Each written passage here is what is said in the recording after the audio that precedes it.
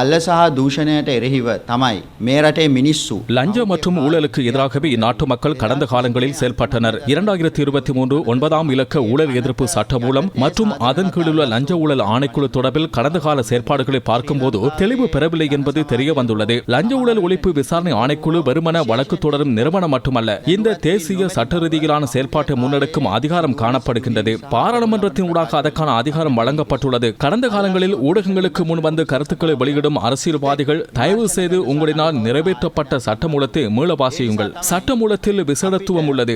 அரசாங்கம் உள்ளிட்ட சகல தரப்புகளுடனான தொடர்புகள் இந்த சட்டமூலத்தினூடாக விளக்கப்பட்டுள்ளது. சட்டம் இயற்றப்பட்டதும் அதற்கு கட்டுப்பட வேண்டும். இந்த ஆணைக்குழுவுக்கு வேறு அதிகாரிகள் இருக்க வேண்டும். வேறு எந்த அரசு நிறுவனத்துடனும் இந்த ஊழியர்கள் தொடர்புபட மாட்டார்கள். சில வழக்குகளை தொடரும் போது அரசியல் பழிவாங்கல்கள் என குறிப்பிடும் அரசியல்வாதிகள் அது தொடர்பில் லஞ்ச ஊழல் ஒழிப்பு ஆணைக்குழுவை இணைக்க வேண்டாம். இந்த ஆணைக்குழுவை அவமதிக்கும் வகையில் எவரேனும் கருத்துக்களை வெளியிடுகின்றார்களா என்பது குறித்து விழிப்புடன் இருக்கின்றேன். அது குறித்து உச்ச நீதிமன்றத்தில் முறையிட முடியும் என சட்டமூலத்தில் தெளிவாக குறிப்பிடப்பட்டுள்ளது. முதலில் நாட்டின் சட்டம் குறித்து தெரிந்து கொள்ள வேண்டும். புதிய சட்டமூலத்துக்கு அமைய பழைய லஞ்ச ஊழல் விசாரணை ஆணைக்குழு அல்ல செயல்படுகின்றமை. විශේෂ ලක්ෂණයක් තියෙනවා.